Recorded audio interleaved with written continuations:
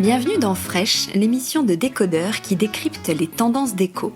Je m'appelle Hortense Leluc, je suis la fondatrice de ce podcast et pour cette saison, je suis accompagnée par Clémence et Anne-Marie, duo créatif et fondatrice du bureau de style Le Nombril. On les retrouvera donc chaque mois, l'une ou l'autre, pour qu'elles nous donnent leur version d'une tendance déco du moment. Allez, c'est parti. Bonjour Clémence. Bonjour Hortense. Alors, tu vas nous parler de cette tendance autour de l'imperfection ? Oui, en fait, Hortense, l'imperfection est à la mode. Finalement, on sort de décennies où la consommation était liée à la perfection. C'était vraiment difficile de se sentir totalement libre de ses choix. Les représentations des corps se devaient être normatives. En gros, on avait comme image de référence des top modèles. Je parle aussi des photos 100% retouchées, avant que les logiciels et les filtres ne le fassent tout seuls. Même les rayons de fruits et de légumes alignent des produits calibrés, cirés, beaux, mais finalement souvent sans goût. Eh bien, aujourd'hui, on veut des produits tous différents, avec leurs aspérités et leurs défauts, en fait. Devant ce trop-plein de pression, cette course à la performance que l'on subit depuis des années, voire des décennies, le temps est venu de se lâcher, de se décomplexer, d'être soi, en somme. Finalement, la pandémie a accéléré ce phénomène qui, pour moi, se serait produit de toute façon et surtout qui est nécessaire. Et donc, ça s'exprime beaucoup sur les réseaux sociaux, non ? Ouais, aujourd'hui, et notamment grâce aux réseaux sociaux, chacun peut exprimer son goût et assumer ses différences. Finalement, les grandes entreprises emboîtent le pas des influenceurs et parient sur la diversité. Tu as dû voir passer des photos de mode, de lingerie, de maillots de bain avec des vrais corps de femmes et d'hommes qui ont leur vergeture, de la cellulite, des plis assumés. C'est la vie, la vraie, quoi. Je pense aussi à la chanteuse Iseult, qui est une femme très plantureuse et qui assume pleinement son physique et qui est super sûre d'elle. Voilà, et après, mettre en avant ses défauts, ça devient au contraire une force. C'est mettre en avant sa singularité pour montrer une vraie personnalité, finalement, une personnalité atypique. Être imparfaite ou être imparfait, c'est loin d'être une honte, ça devient un nouveau style, une manière inédite d'aborder l'existence et de la vivre pleinement, sans se cacher. Ok, mais alors ça se traduit comment en déco ? Alors, ce qu'on vient chercher dans la déco, c'est justement ces aspérités, ces accidents heureux. Je vais penser par exemple à une bulle dans du verre, à une craquelure dans du bois ou du papier mâché, de la pierre. C'est justement ça, la poésie, ce qui provoque l'émotion. Ou alors, sinon, ça peut se jouer dans la forme globale de l'objet. Je vais parler de formes libres qui peuvent être asymétriques, voire qui peuvent friser l'insolite, l'étrange. Ce sont des pièces singulières qui donnent de la personnalité à sa déco et qu'on a envie de disséminer ici et là parce qu'elles apportent finalement de la chaleur, de l'authenticité. Ça peut être des luminaires, des vases, de la petite déco ou du petit mobilier, de la vaisselle. Est-ce qu'on ne peut pas le relier au wabi-sabi un peu ? Oui, complètement. Le wabi-sabi, c'est un mouvement, voire une philosophie japonaise qui redevient très tendance. Ça signifie littéralement le parfait dans l'imparfait. C'est être capable d'apprécier ce qui est vieux, ce qui est usé, ce qui est imparfait. Cette imperfection, en fait, elle peut notamment s'exprimer dans des objets artisanaux qui, façonnés par la main de l'homme, présentent la plupart du temps des irrégularités. Donc, on est très loin de l'objet standardisé. C'est tout le contraire de l'objet standardisé, ces chaînes de production qui crachent des milliers d'objets similaires. Finalement, les objets qui présentent un défaut sont jetés, sont mis au rabais ou alors destinés à être soldés. Aujourd'hui, ça me paraît complètement dépassé. En fait, paradoxalement, la plupart des grandes enseignes de déco se sont emparées de cette tendance et elles proposent des objets avec cet esprit handmade ou brut, avec des imperfections dans leur collection. Justement, des objets qui sont tout sauf normalisés. Je peux te citer comme exemple AMPM ou même Casa, qui a dans sa petite déco, qui a vraiment des objets qui sont pile poil dans cette tendance. Ou alors, même les marques Scandi, comme Ferm Living, sont complètement dedans. Ferm Living, avec ses vases Vulca et ses pieds de lampe Hébé, que j'aime beaucoup, qui sont des sortes on va dire, de formes complètement aléatoires, voire presque incongrues, avec des textures brutes, ou alors leurs miroirs pondent, qui ont des formes qui présentent des sortes d'ondulations très libres. Tu as aussi HK Living, qui pareil, édite des vases, des luminaires, des textiles, avec des formes et des aspects tout sauf uniformes. Je pense notamment à leur lampe à poser gesso, qui a qui a une sorte de texture assez granuleuse. L'aspect du produit, c'est important en fait, ce qu'il y a de plus important. Oui, ouais, c'est vraiment le retour de la matière. On vit dans une société qui est complètement dématérialisée, où tout passe par les écrans. En plus, en ce moment, c'est plus que jamais, les contacts humains sont difficiles. On a besoin de cette matière vivante, on a besoin de sentir la main de l'homme. En gros, on a besoin d'humaniser sa déco. En résumé, c'est une déco sans fard, qui est naturelle et qui expose la matière brute sans chercher à la lisser ou la perfectionner. On dit souvent c'est un retour aux sources. Oui, en fait, c'est une envie de se reconnecter avec les pratiques de nos ancêtres. Finalement, ces pratiques qui existent depuis le néolithique et qui sont profondément ancrées en nous. Par exemple, je pense sculpter le bois, la pierre, façonner la terre. En fait, ces choses toutes simples et qui sont concrètes et qui rassurent. Ce qui est super intéressant en plus, c'est que les jeunes designers d'aujourd'hui s'intéressent beaucoup à ces pratiques et travaillent main dans la main avec des artisans, mais pour le coup pour créer des pièces modernes. Il ne s'agit pas de reproduire du tout des objets du passé. Il y a une vraie créativité, voire une vraie innovation au niveau des designs et des matériaux. J'y pense là spontanément, mais il y a Sessoun qui s'inscrit dans cette tendance. Oui, complètement. Sessoun, tu connais, hein, c'est une marque de prêt-à-porter créée par Emma François, qui a toujours été très sensible à la déco. Et elle a ouvert son concept store Sessoun Alma, d'abord à Marseille. Et puis là, elle vient d'ouvrir une boutique à Madrid, qui a été réalisée par l'agence Cobalto Studio, que j'aime beaucoup. Et on est à fond dans cette tendance. Bon, c'est vrai qu'à Marseille, tu as tous ces murs à la chaux qui sont très irréguliers. Mais à Madrid, tu as tout son mobilier qui est texturé en bois et en pierre brute notamment. Et bien sûr, tu as tous les objets déco qui sont vendus. Parce qu'en fait, Emma François, elle collabore avec des créatifs et des artisans régulièrement. Récemment, en fait, là, elle vient de collaborer avec Franca Atelier.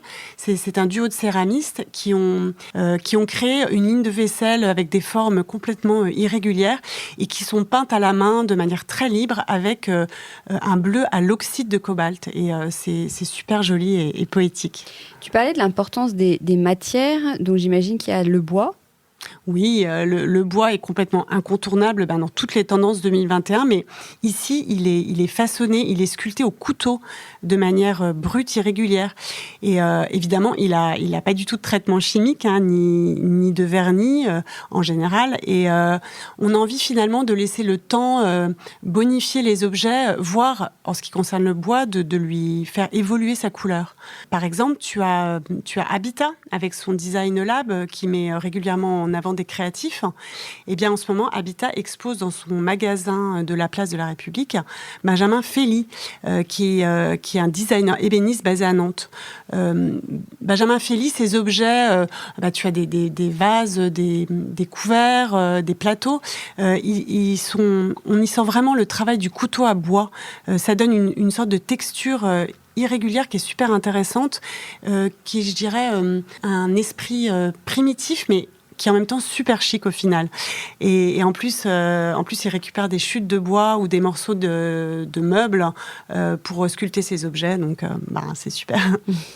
Et sinon, j'ai vraiment un coup de cœur pour l'atelier Karl Desmarquet, qui est basé à Marseille. Marseille a vraiment le vent en poupe en ce moment et qui pour le coup va lui éditer des produits super modernes, très design et intemporels en même temps, qui sont sculptés dans le bois. En fait, les créateurs disent eux-mêmes qu'ils brouillent la matière. Et ces objets sont présentés soit vraiment dans le coloris brut du bois, soit ils sont teintés dans un bleu indigo qui est vraiment magnifique. Bon, il y a la céramique, bien sûr. Oui, la céramique, en fait, elle est partout.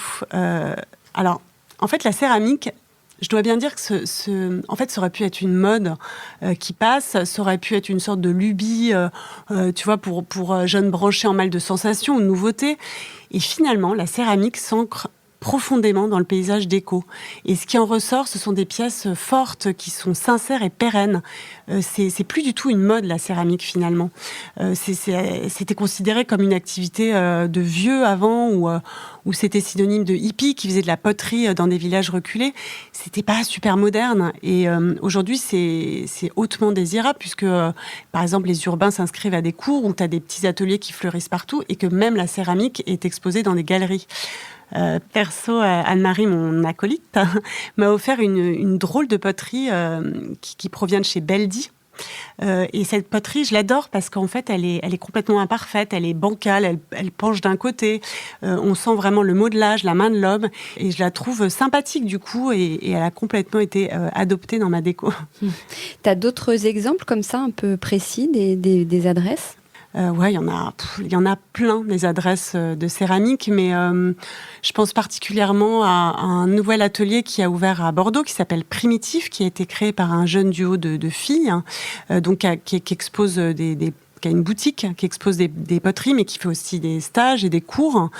En fait, ces cours de céramique, même si on ne devient pas le grand maître de la céramique ou de la poterie, c'est la satisfaction d'arriver à se lâcher et d'en tirer un objet qui va pas être parfait, mais qui va être spontané, et on va en être super fiers, en fait. Je pense aussi au site Brutal Céramique, qui est une boutique en ligne créée en 2018 par Estelle Loiseau, plus particulièrement à la ligne très poétique de Pia Chevalier.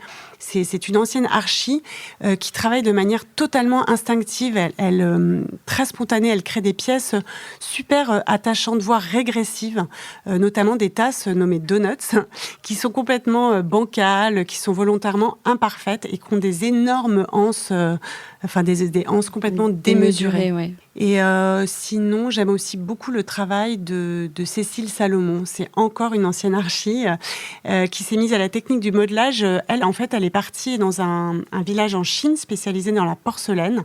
Et quand elle est revenue, elle a créé, je dirais, des tables d'appoint, des guéridons qui ont des textures et des formes hyper surprenantes, et il y a vraiment un esprit béton. Elle est revenue en fait à ses premiers amours à travers ces textures. Et est-ce qu'il y a d'autres matériaux plus surprenants auxquels tu penses ? Oui, je pense au papier mâché, qui est un peu une matière star en ce moment. Le papier mâché, il y a plusieurs objets déco qui vont sortir dans cette matière, et il y a beaucoup de recherches autour de ce matériau, beaucoup d'innovation. Je peux te citer comme exemple la collection Earth par Marie Mikkelsen. Marie, en fait, elle modèle à la main chacune de ses pièces en papier recyclé, et en fait, finalement, aucun article de sa collection n'est identique, puisque volontairement, elle va vouloir que la matière soit grossière. Les couleurs sont primitives. Tu as des gris clairs, des noirs, des rouges bruns. Et ça renforce le caractère spécifique de chaque peau dans toutes ses imperfections. Et côté carrelage, revêtement des murs, par exemple ?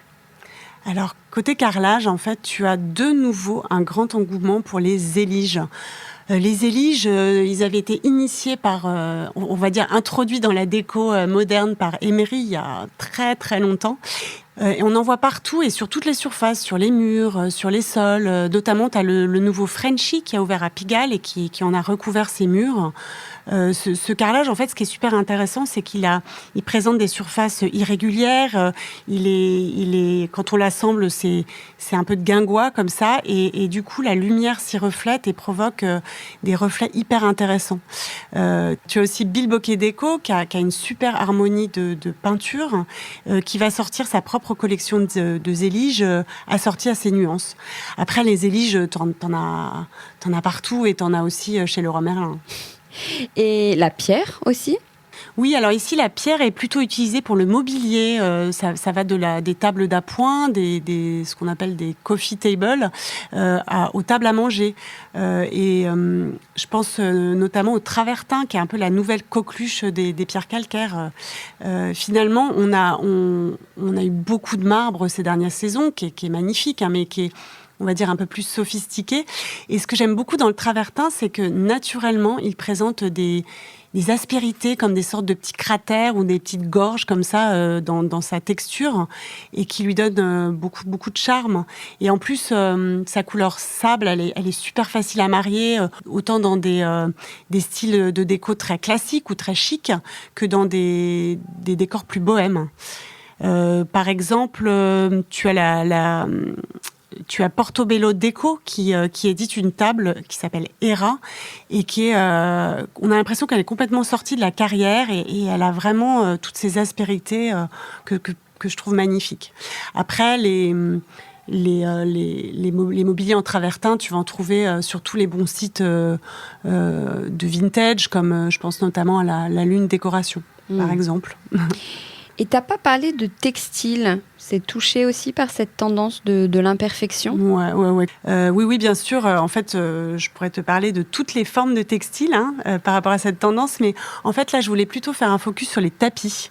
Notamment, j'aime beaucoup les tapis Nuna Mae, qui sont fabriqués en coton 100% recyclé au Portugal. En fait, le principe, c'est que cet atelier récupère toutes les chutes, les déchets en fait de textiles des usines environnantes, et elles tissent leurs propres tapis. Finalement, ces tapis sont complètement irréguliers et sont tous uniques à leur façon. Tu as aussi la marque Ames, qui est une marque artisanale, alors là pour le coup beaucoup plus haut de gamme, qui est moitié colombienne, moitié allemande, et qui a ces tapis de la ligne Nudo, qui ont ces formes un peu aléatoires et qui sont super beaux. Et pour conclure, peut-être qu'on peut dire un mot sur les couleurs. Elles ont leur importance aussi ? Oui, toujours, en fait, une tendance est indissociable de son harmonie de couleurs. Alors ici, c'est une harmonie douce, naturelle, qui est issue de la nature, qui est pas du tout synthétique. Finalement, ce sont des coloris qui ne trichent pas. Ce sont les couleurs des matériaux bruts. Tu as les bruns de la glaise et du bois, tu as les ocres jaunes et rouges, tu as les gris de la pierre, tu as le vrai blanc et les faux blancs également argileux. Et pour réveiller un peu tout ça, tu as le bleu indigo qui est issu de la teinture naturelle, et surtout vraiment pour moi le bleu de la saison, c'est le bleu cobalt qui est minéral et qui donne un coup de peps à tout ça. Et en plus pour moi qui évoque un peu cette promesse de l'été qu'on attend tous avec impatience. Avec impatience, tu m'étonnes. Bon, merci beaucoup Clémence d'avoir décrypté cette tendance. Merci Hortense. Et à bientôt. À bientôt. Ciao. Ah non, j'allais oublier. Merci beaucoup à l'hôtel Providence qui nous a reçus. On a fait l'enregistrement, on est dans une chambre et on pense bien fort aux hôteliers, aux restaurants, aux maisons d'hôtes. Vivement la fin de cette triste période. À bientôt. Bye bye. À bientôt. Décodeur, c'est terminé pour aujourd'hui. Merci beaucoup d'avoir écouté cet épisode en entier. Si vous avez aimé, n'oubliez surtout pas de vous abonner à cette émission pour ne pas rater les prochains épisodes. Pour retrouver toutes les photos liées à cette tendance dont on vient de parler, rendez-vous sur le compte Instagram Décodeur Podcast. Vous pouvez aussi suivre Clémence et Anne-Marie sur Le Nombril Paris ou via leur site lenombril.com. À très bientôt.